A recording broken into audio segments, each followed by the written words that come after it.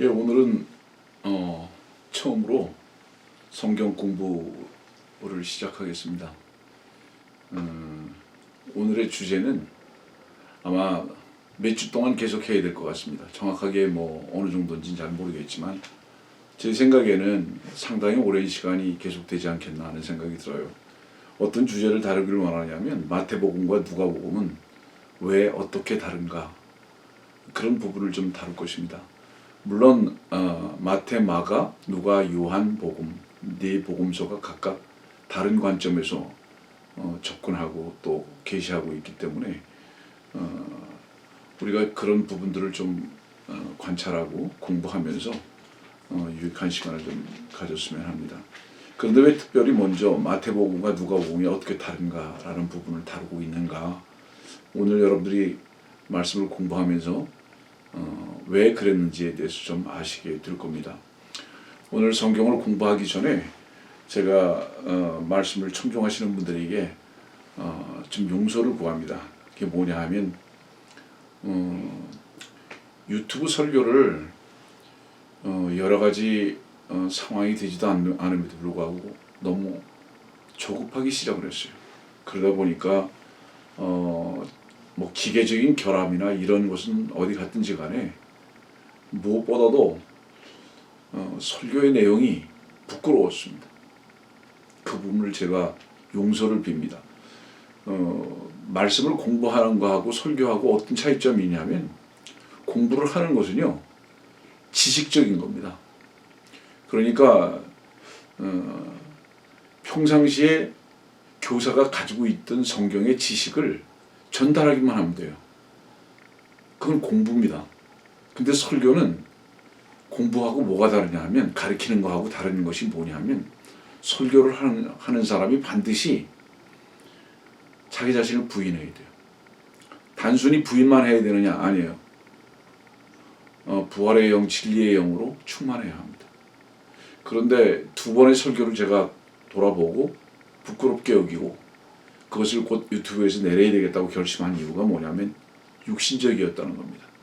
그 두 번의 설교가 다 사실에 입각했어요. 거짓은 없어요. 그러나 사실을 내어놓는 것이 설교가 아닙니다. 진리의 영이신 주 예수 그리스도의 생명을 제시하는 거예요. 빛을 제시한다는 거죠. 다시 말하면 설교는 무엇에 대해서 말하는 것이 아니라 그 무엇을 내어놓을 줄 알아야 합니다. 다시 말하면 빵에 대해서 말하는 게 아니에요. 빵을 먹일 줄 알아야 되고, 빛에 대해서 말하는 것이 아니라 빛을 비추어야 됩니다. 근데 이런 부분에 있어서 두 번에 걸친 제 설교가 매우 부끄러웠다는 겁니다. 그래서 공부는 어떤 면에서 볼 때 매우 쉽습니다. 그러면 공부만 하면 되니까, 가르치기만 하면 되니까, 있는 지식을. 그래서 공부를 가르치는 것은 책상머리에 앉아서 공부하는 것을 가르치기만 하면 돼요. 그렇지만 설교는 책상머리에서 되는 게 아닙니다. 십자가로 시작해서 되는 겁니다. 그리고 부활의 영, 새 생명의 영을 경험하는 그 충만의 진리의 영을 가지고 선포해야 하는 것이 설교임에도 불구하고, 지난 두 번에 걸친 설교는 설교가 아니었다라고 제가 결론 내려줬기 때문에 그것이 사실일지라도 부끄러웠습니다. 그래서 제가 유튜브에서 내려야 되겠다 결정을 했습니다. 마태복음, 누가복음 어떻게 다른가?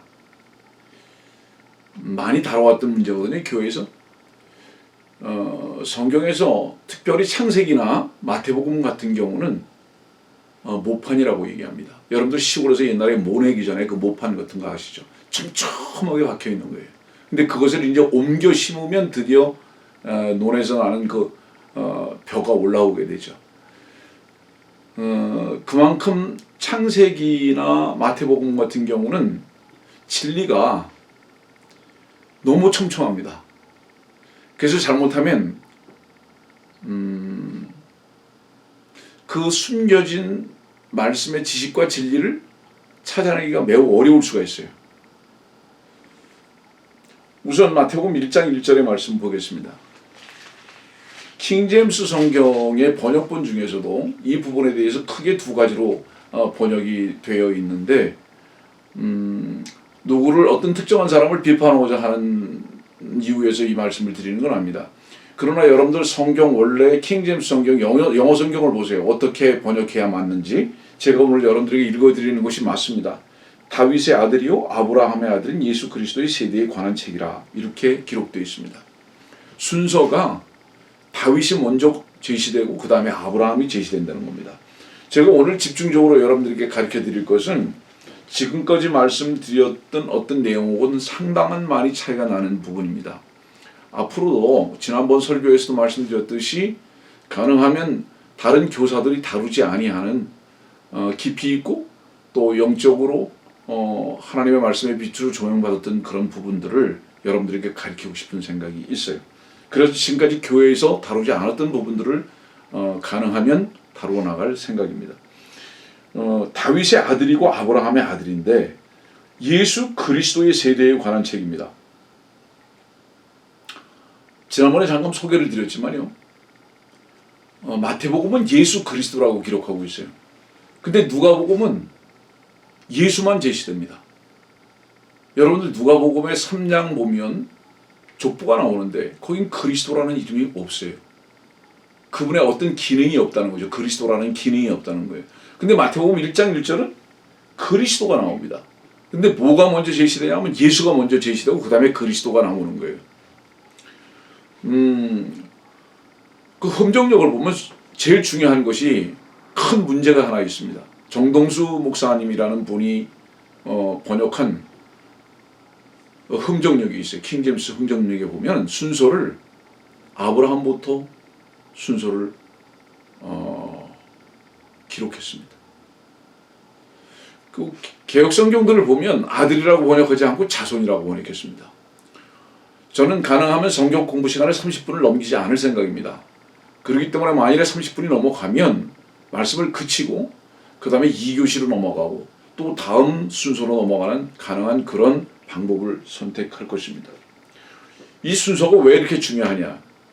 오늘 끝까지 여러분들이 말씀을 경청하시면서 배워나가신다면 전 감히 이렇게 말씀드립니다. 매우 유익하실 거다. 성경에서 보면은 두 가지의 세대가 나옵니다. 그 하나가 뭐냐 하면 창세기 5장에 제시되고 있는 아담의 세대입니다. 창세기 5장 보면 1절에 이것이 아담의 세대들에 관한 책이라 그랬습니다. 그래서 아담의 세대들에 관한 책에는 5절 말씀 보면 아담이 살았던 모든 날들이 930년이었고 그가 죽으니라. 그래서 이 창세기 5장을 여러분들 집에서 공부하실 분들이 분명히 계실 텐데 앞으로도 제가 성경을 여러분들에게 지도하는 공부는 반드시 공부하셔야 됩니다.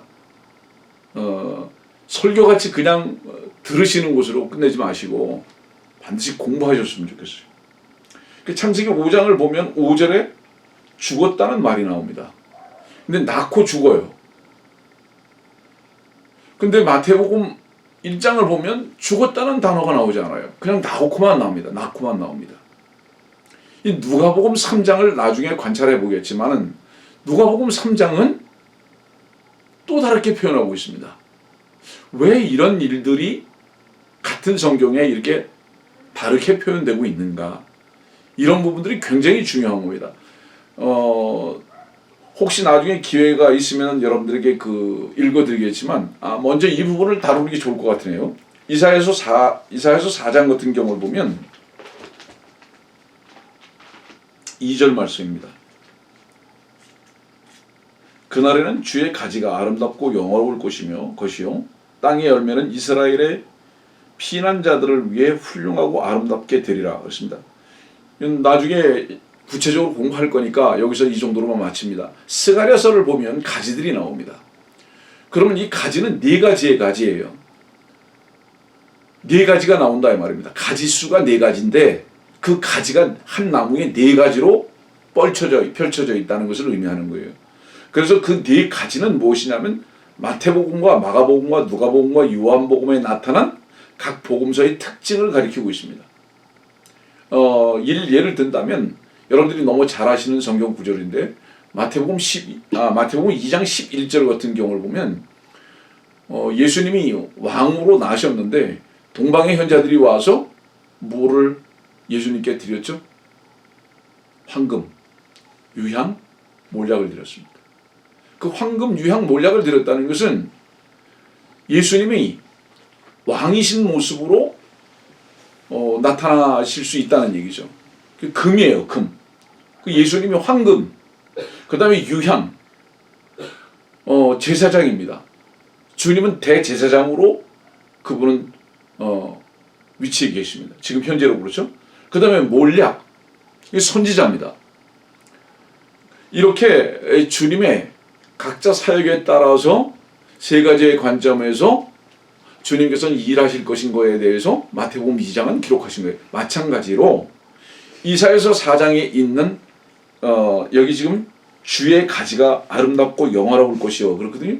이 나무의 옆에 펼쳐져 있는 가지를 말하는 겁니다. 근데 이 가지는 스가랴서에서 또 다른 가지들로 제시되고 있습니다. 그 다른 가지들의 네 가지가 바로 마태복음, 마가복음, 누가복음, 요한복음의 특징이라는 것을 여러분들에게 먼저 가르쳐 드리는 겁니다.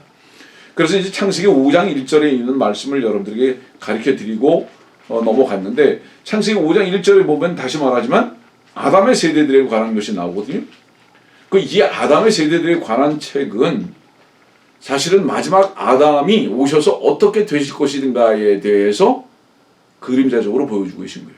이 로마서 6장에 있는 말씀 보면 그런 말씀 있잖아요. 제가 조금 많이 가르쳐 드려야 한다는 욕심이 있어서 말을 조금 빨리 하는 경향이 있는데 좀 고쳐보도록 하겠습니다. 여러분들이 혹시 듣기에 너무 빠르거나 이해가 안 되는 것이 있으면은 안 되니까 로마서 6장 말씀 보면 14절 제가 한번 먼저 볼게요. 로마서 6장이 아니라 5장입니다. 죄송해요. 5장. 그러나 아담으로부터 모세까지 아담의 범죄와 같은 죄를 짓지 아니한 자들 위에도 사망이 군림하였으니 아담은 오실 분의 모형이라. 그래서 이 아담은 반드시 죄와 연결되어 있어요. 그래서 첫 번째 아담이 왜 창세기 5장 5절에서 죽었느냐. 죄의 시작은 사망이거든요. 이게 로마서 6장 23절이죠. 이는 죄의 삭은 사망이요.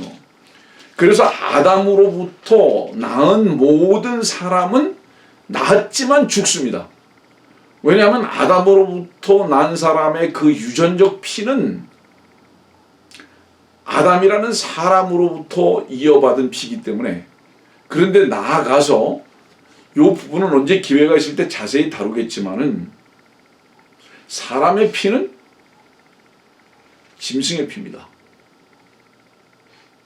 그래서 이 사람의 피가 짐승의 피인 것에 대해서 예전에 이미 2년 전인가 제가 유튜브에 설교에 내보낸 적이 있는데 지금 유튜브 설교가 다 지워졌으니까 다시 이 부분을 한번 다루겠어요. 교회에서 이런 부분들을 여러 차례 올렸습니다. 그러니까 앞으로 민감한 부분까지도 혹시 그것보다도 더 민감한 부분보다도 더 구체적이고 자세한 부분까지도 제한받지 아니하고 전부 다 이제는 전할 생각입니다. 왜냐하면 주님 오실 날도 너무 가깝고 그 다음에 유튜브에서 제가 이 말씀을 전하면서 혹여 이 말씀을 깊이 있게 공부를 해야 하는 분들도 들을 수 있다고 생각하기 때문에 제한하지 않고 말씀을 여러분들에게 가르칠 것을 약속드리는 겁니다. 그래서 이제 창세기 5장 1절 말씀 보니까 아담의 세대가 나오고 그 아담은 죽어요. 이것이 로마서 5장에 나타나고 있는 마지막 아담이신 예수 그리스도의 죽으심을 사실은 보여주고 계시거든요.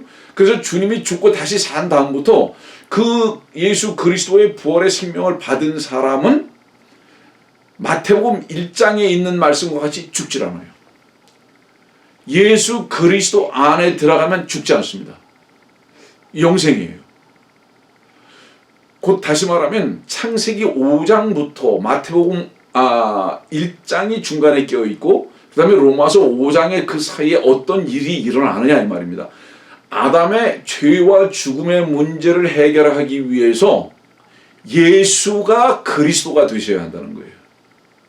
그러기 위해서는 로마서 5장의 마지막 아담이신 주님께서 죄의 값을 가지고 죽으셔야 했던 겁니다. 이런 관계가 형성되는 거예요. 마태복음 16장 말씀을 한번 찾아보겠습니다. 마태복음 16장. 저는 여러분들이 좀 염려스럽긴 해요. 왜냐하면 어떤 면에서는 지금까지 한 번도 배워보지 못한 부분을 다룰 것이기 때문에 혹여 어려움이 있으면 어떡하나 하는 그런 염려가 있습니다만은 저는 기도합니다. 여러분들이 진리의 영으로 주님의 영으로 도움을 받아서 지혜롭기를 원하고 또 겸손한 마음으로 무엇보다도 하나님의 말씀이 어떠한가에 대해서 관심을 가지고 말씀을 들으신다면 주님께서 지혜를 주시리라고 생각합니다. 근데 무엇보다도 하나님의 말씀을 대하는 자세는 어떠해야 되느냐면요, 할례받은 귀가 있어야 됩니다. 하나님의 말씀이라면 순종하겠습니다. 믿겠습니다. 라는 열린 마음을 가지고 말씀을 들어야죠. 호기심이나 혹은 의욕의 눈초리를 가지고 말씀을 들으면 유익이 되지 않습니다. 제가 한 가지 약속할게요. 하나님의 말씀을 가리키는 데 있어서 주의 말씀에 따른 확신이 없는 것은 여러분들에게 선포하지 않을 겁니다. 가르치지 않을 겁니다. 다시 말하면 마음속에 아직도 질문이 있는 것은 가르치지 않을 겁니다. 어떤 교사들과 같이 그런 설도 있습니다, 이런 식으로는 안 가르칠 겁니다. 주께서 말씀의 빛으로 확실하게 조명하신 것만 확신을 가지고 가르칠 겁니다. 이것은 왜 말씀을 여러분들에게 드리냐 하면 하나님의 진리의 말씀은 절대적인 거기 때문에 믿어야 한다는 것을 전제로 해서 말씀드립니다. 마태복음 16장 16절의 말씀 보면 이런 말씀이 있어요. 시몬 베드로가 대답하여 말씀드리기를 주는 그리스도 곧 살아계신 하나님의 아들이시니이다 라고 하더라. 20절 말씀입니다. 그 후에 제자들에게 당부하시기를 자기가 그리스도이신 예수인 것을 아무에게도 말하지 말라 하시더라. 여러분들 여기서요, 한 가지 새로운 사실을 여러분들에게 가르쳐 드립니다. 왜 마태복음 1장 1절은 예수 그리스도의 세대에 관한 책이다. 그죠? 쭉 보세요. 마태복음 1장 1절 뭐라고 기록하셨는지. 다시 봅시다. 다윗의 아들이요 아브라함의 아들인 예수 그리스도의 세대에 관한 책이다. 이렇게 기록했죠. 그죠? 순서가 어떻죠? 예수가 먼저 제시되고 그리스도가 나중에 나옵니다.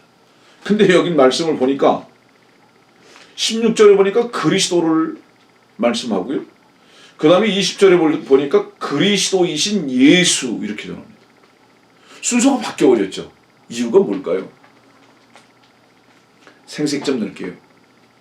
아무도 안 가르쳐줬고 아무에게서도 배우지 못했을 겁니다.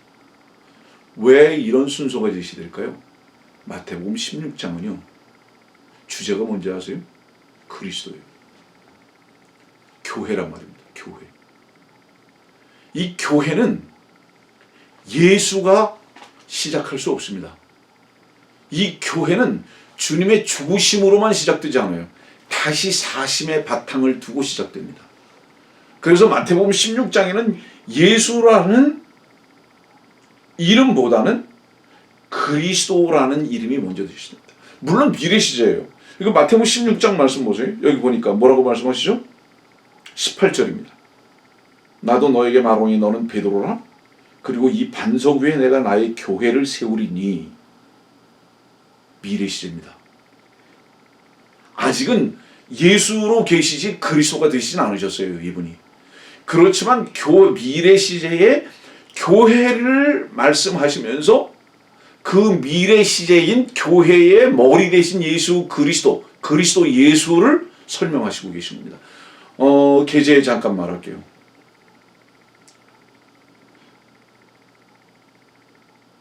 왕은 천국의 왕입니다. 그런데 교회는 왕이 없습니다. 어때요? 이것도 처음 들었죠? 교회는 왕이 없어요. 천국에는 왕이 있습니다. 그런 의미에서 볼 때 교황이라는 것은 박위적 호칭입니다. 칭호. 그럼 교회는 뭐가 있느냐? 교회는 왕이 있는 게 아니라 에베소서에 있는 말씀과 같이 머리가 있습니다. 이유가 뭐냐? 교회는 한 몸이고 지체이기 때문입니다. 그래서 왕이라는 호칭이 없어요. 위치가 없다 이 말이에요. 왕이라는 위치가. 다시 간단히 설명할게요. 마태복음 16장은 왜 그리스도를 제시하고 계시느냐? 마태복음 1장 1절과 다르게 예수를 먼저 제시하지 않는 이유가 뭐냐? 마태복음 16장은 교회의 미래 시제의 계시를 말씀하고 있기 때문에 그리스도를 먼저 나타내고 계시다. 자, 16장 16절에 그러잖아요. 16절, 그죠? 주는 그리스도, 곧 살아계신 하나님의 아들이시니이다 라고 하더라. 주는 그리스도. 그리스도는 단순히 죄를 제거하신 분이 아니라 죄를 무덤에다가 집어넣고 사망 권세를 깨고 일어나신 하나님의 아들로 입증되신 분입니다. 주님께서 하나님의 아들로 입증되신 것은 무엇을 의미하는지 아세요, 여러분들? 그분이 죄와 상관없는 분이라는 것을 의미하는 거예요. 사람은 죽으면요, 끝이에요, 다. 그러나 그리스도인은 왜 그 몸이 다시 사는지 아십니까? 우리의 이름이 없고 우리 안에 그리스도의 생명을 가졌기 때문이에요. 그 그리스도의 생명은 뭐죠? 죽은 목숨이 아니에요.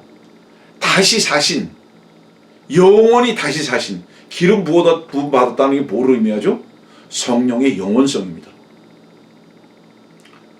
그래서 그리스도인은 그 몸이 변할 수밖에 없는 거예요. 그래서 살아계신 하나님의 아들이다. 왜 우리들이 아들이 됐죠? 요한복음 1장 12절에 있잖아요. 하나님의 아들들이 되는 권세를 받았다. 그 하나님의 아들들이 되는 권세가 뭐죠? 다시 사는 권세죠. 영생이죠. 그 몸이 변하는 것을 말하는 거죠. 예. 자, 그러면 이제 누가복음 3장을 한번 봅시다. 누가복음 3장. 제가 성경을 가르치다 보면 너무 시간이 빨리 가고 욕심은 많고 항상 그래왔어요. 누가복음 3장을 보면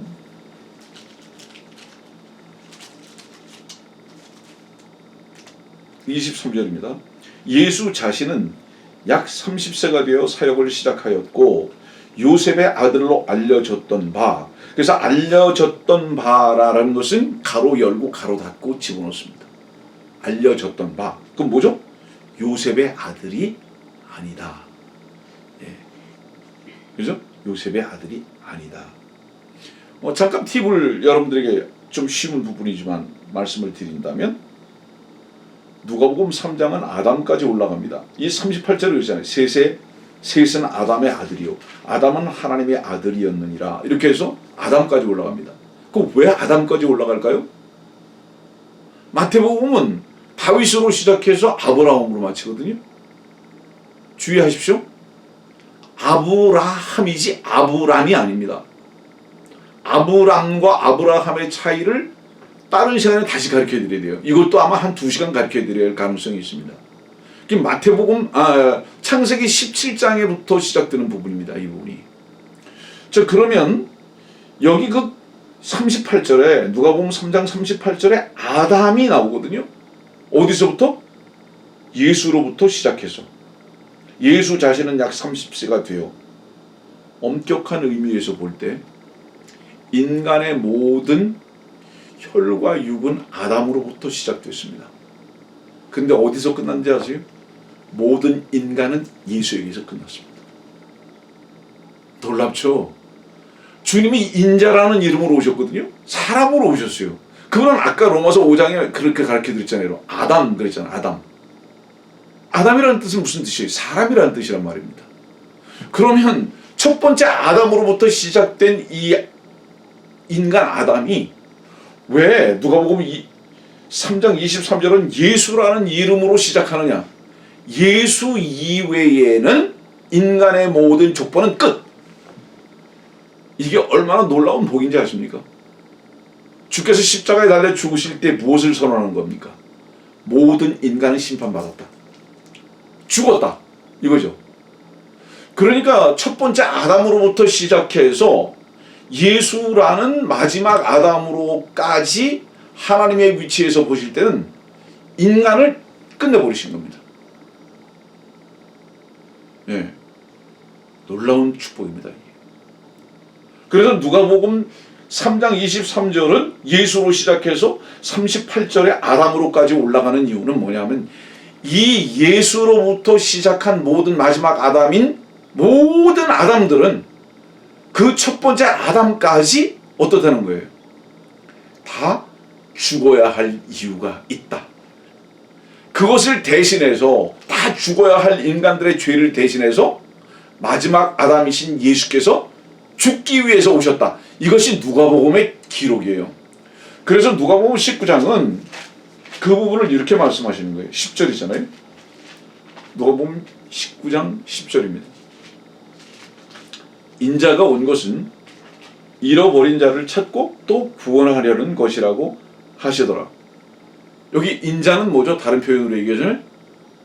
성경에서 인자는 두 가지의 관점에서 시대적으로 나누어서 기록하고 있다고 말씀드렸습니다. 첫 번째 인자, 이 인자라는 건 뭐죠? 인자한 사람이 아니라 사람 인자를 쓰는 거예요. 사람으로 온 분. 왜 첫 번째 초림 때 사람으로 오셨느냐?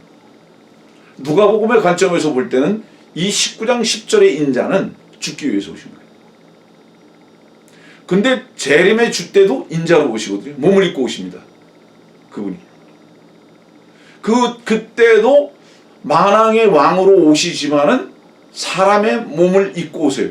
피를 가지고 오는 것은 물론 아닙니다. 그렇기 때문에 두 번에 걸쳐서 인자라는 위치에서 오시는데 이게 누가복음 19장 10절에 말씀 보니까 인자가 온 것은 잃어버린 자를 찾고 또 구원하려는 것이라고 하시더라. 주님께서 사람의 모습으로 오지 않으셨으면 잃어버린 자를 찾을 수 없습니다. 왜? 또 구원할 수도 없습니다. 왜? 하나님께서 육신의 몸을 입고 오신 이유는 너무 간단하잖아요, 여러분들. 인간이 범죄했기 때문입니다. 그래서 그 인간을 대표로 해서 그분이 인간으로 오셔서 죽으셨어야 돼요. 이것이 모든 인간이 심판받았다는 대표성입니다.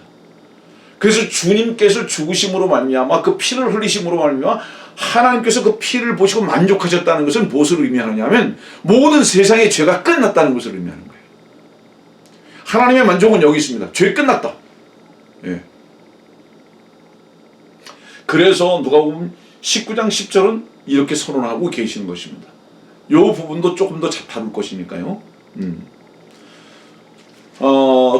이제 그 다음에 갑시다. 여러분들 이제 마태복음 16장을 이제 봤고요. 다시 마태복음 3장으로 한번 가볼까요?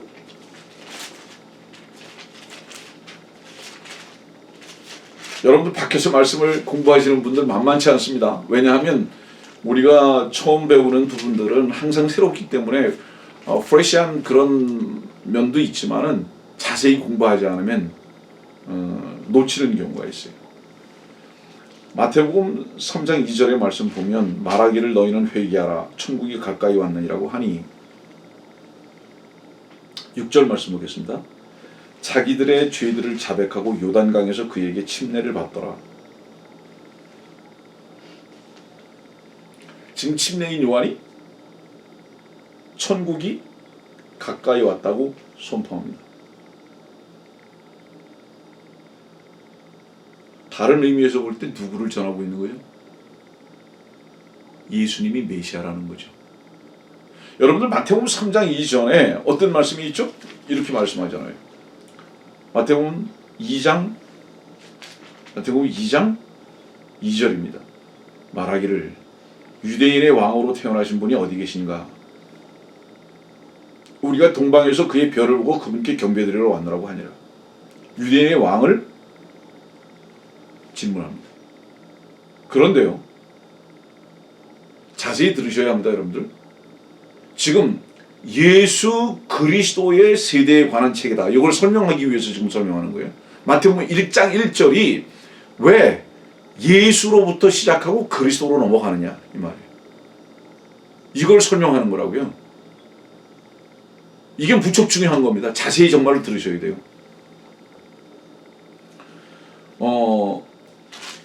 마태복음 1장 21절을 보면 그녀가 한 아들을 낳으리니 너는 그의 이름을 예수라 하라.